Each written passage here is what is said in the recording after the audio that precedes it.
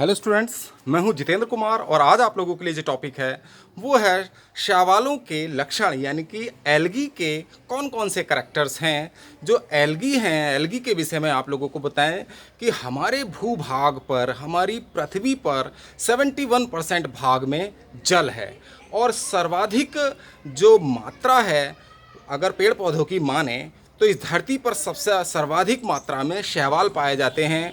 और समुद्र के अंदर जितनी ऑक्सीजन है तो वो सारी ऑक्सीजन, यानी दुनिया में सबसे ज़्यादा ऑक्सीजन प्रोड्यूस करने वाले अगर कोई प्लांट्स हैं तो वो क्या हैं, शैवाल होते हैं, जिन्हें हम काई के नाम से भी जानते हैं। सामान्यतः तालाबों में तालाब का रेशम, स्पायरोगायरा, यूलोथ्रिक्स आदि गड्ढों में, पोखरों में जो काई के रूप में आ जाते हैं या ग्रीन कलर का जल दिखाई देता है, वो क्या है, काई के कारण होता है। किसके कारण होता है? शैवालों के कारण होता है, जिसे हम सामान्यतः काई भी कह देते हैं। नीले हरे शैवालों के कारण ही क्या है कि बरसात के दिनों में जो फर्श हैं चिकने व फिसलनदार हो जाते हैं। तो ये शैवाल एक कोशीय से लेकर बहुकोशीय तक होते हैं। आज इन्हीं शैवालों के लक्षणों के बारे में हम आप लोगों को जानकारी दे रहे हैं कि शैवालों के कौन कौन से लक्षण हैं। देखिए, शैवालों के लक्षण तो जो शैवाल हैं, यानी एल्गी जिसे हम शैवाल कहते हैं, और जो फंगस हैं, फंजाई जिनको हम कवक कहते हैं। तो एल्गी एंड फंजाई यानी कि शैवाल और कवक को जिस समूह में रखा गया है उस समूह का नाम है थैलोफाइटा। यानी कि शैवाल और कवक थैलोफाइटा ग्रुप में रखे गए हैं। और इस ग्रुप का नामकरण या शैवालों और कवकों को का सीमांकन करने, यानी कि उनका नामकरण करने के लिए, थैलोफाइटा का नामकरण के लिए जो क्रेडिट जाता है वो ALD जूसी को जाता है। ALD जूसी ने ही शैवालों का ये थैलोफाइटा जो ग्रुप है बनाया था।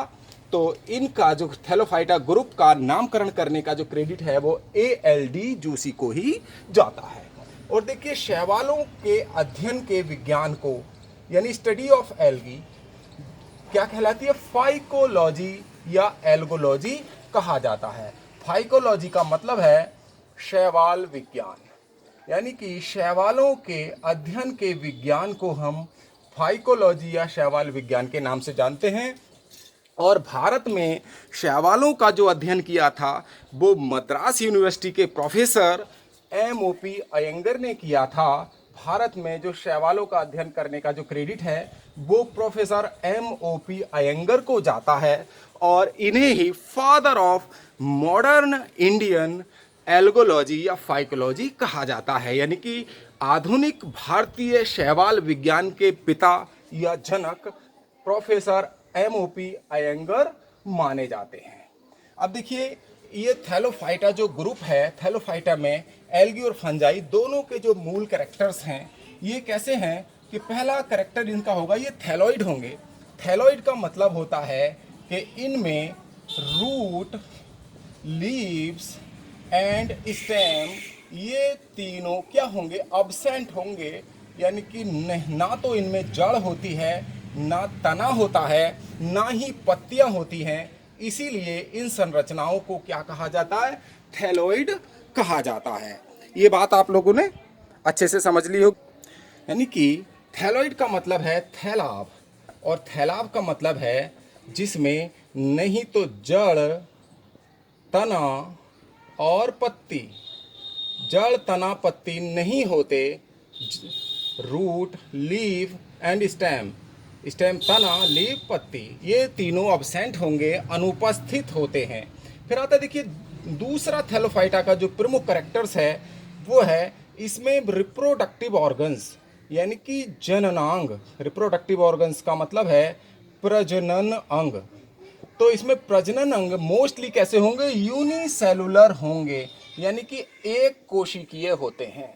इसके जो प्रजनन अंग हैं वो एक कोशिकीय होंगे शैवालों के और कवकों के। थैलोफाइटा का ये लक्षण है। और अगर मल्टी सेलुलर हुए भी, अगर कई बार कोई कंडीशन ऐसी भी आ जाती है, यदि मल्टी सेलुलर हुए, मल्टी सेलुलर, अगर ये मल्टी सेलुलर का मतलब है बहुकोशिकीय, अगर इनमें बहुकोशिकीय जननांग अगर होते भी हैं तो इनके ऊपर स्टेराइल जैकेट नहीं पाया जाता।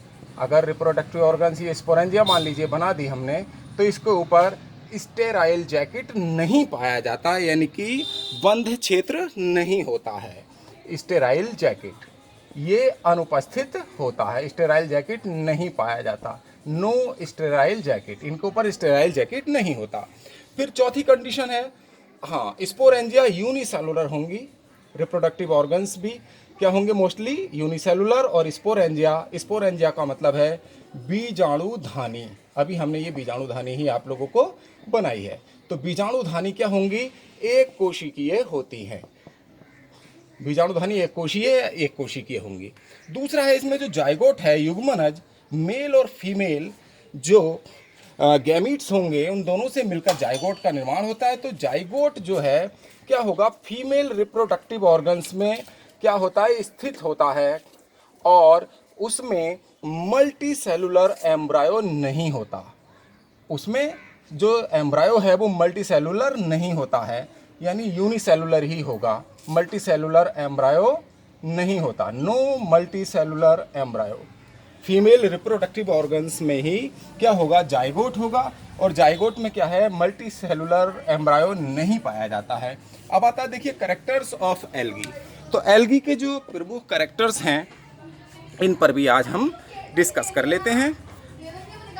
अब आते हैं देखिए शैवालों के जो कैरेक्टर हैं, वो जो थैलस या थैलॉइड होंगे, तो सब तो थैलॉइड होंगे, और थैलॉइड भी कैरेक्टर है। रिप्रोडक्टिव ऑर्गन्स मोस्टली यूनिसेलुलर होंगे, स्पोरेंजिया भी यूनिसेलुलर होगा। जाइगोट अगर फीमेल रिप्रोडक्टिव ऑर्गन्स में स्थित होता है, लेकिन उसमें एम्ब्रायो भी मल्टीसेलुलर यानी बहुकोशिकीय नहीं होता। अब देखिए कैरेक्टर्स ऑफ एल्गी। एल्गी क्या होंगे, ऑटोट्रॉफिक होंगे। ऑटोट्रॉफिक का मतलब है स्वयपोषी, जो अपना भोजन स्वयं बनाते हैं, भोजन के लिए दूसरे पर निर्भर नहीं रहते, उनको क्या कहते हैं, ऑटोट्रॉफिक यानी कि स्वयपोषी। स्वयपोषी किस कारण से होते हैं, क्योंकि स्वयपोषियों में क्लोरोफिल, CHL, क्लोरोफिल को शॉर्ट में लिख देते हैं, तो क्लोरोफिल इसमें उपस्थित होता है। क्लोरोफिल को हिंदी में कहते हैं पर्णहरिम। पर्णहरिम के कारण ही पौधों का रंग हरा होता है, और ये पर्णहरिम की उपस्थिति से क्या करते हैं, प्रकाश संश्लेषण की क्रिया द्वारा अपना भोजन स्वयं बनाते हैं। इसीलिए ये क्या होते हैं, स्वयपोषी होते हैं। प्रकाश संश्लेषण का मतलब फोटोसिंथेसिस।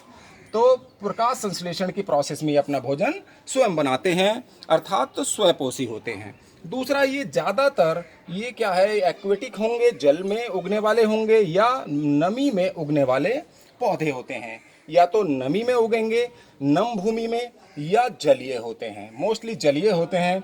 और इनमें स्टोर्ड फूड जो है वो क्या है, स्टार्च होता है, यानी कि मंड होता है। संग्रहित भोजन जो है इनमें क्या होगा, संग्रहित भोजन मंड होता है। मंड इनका स्टोर्ड फूड है, यानी कि संग्रहित भोजन इनमें मंड होता है।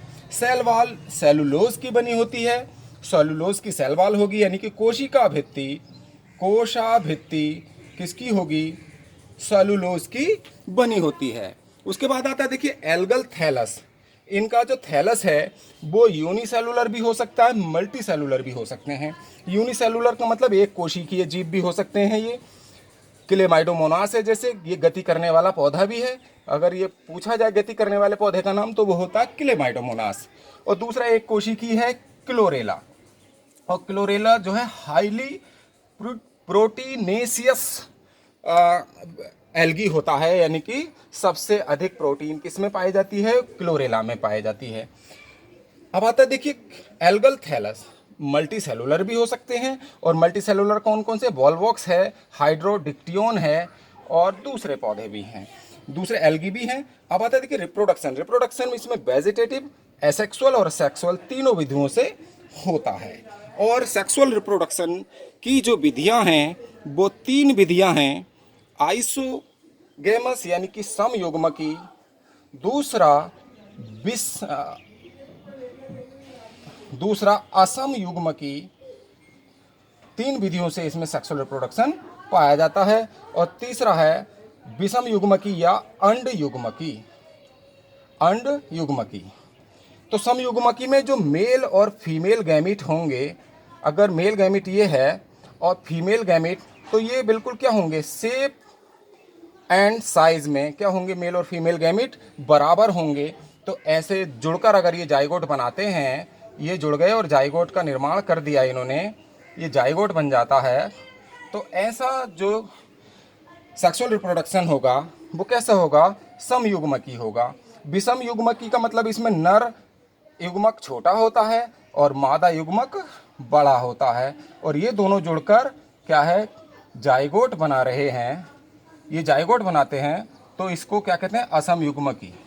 और विषम युग्मकी में एक शाखा पर नर संरचना और दूसरी शाखा पर मादा संरचना, ऊगेमस और एंथ्रीडिया और उगोनिया बनते हैं। ये उगोनिया और एंथ्रीडिया यानी कि नर अलग संरचना बनती है, अलग शाखा पर, मादा अलग। तो इनमें एंथ्रीडिया में नर युग्मक बनते हैं और मादा संरचना में मादा युग्मक बनते हैं। फिर ये दोनों जुड़कर जाइगोट बनाते हैं। इस वाले रिप्रोडक्शन को, यूगेमस टाइप को हम क्या कहते हैं, अंड युग्मकी रिप्रोडक्शन कहते हैं। यहाँ देखिए शैवालों का जो लक्षण है, मुख्य लक्षण, वो समाप्त हो जाते हैं। तो स्टूडेंट्स, आज आप लोगों को ये टॉपिक कैसा लगा, पसंद आया तो लाइक कीजिए, शेयर कीजिए, और जिन स्टूडेंट्स ने अभी तक हमारे चैनल को सब्सक्राइब नहीं किया है वो आज ही हमारे चैनल को सब्सक्राइब कर लें और बेल आइकन का बटन भी दबा दें, जिससे आने वाले वीडियोज़ की नोटिफिकेशन आपको समय से मिलती रहे। आपका बहुत बहुत धन्यवाद। आपका मंगल हो।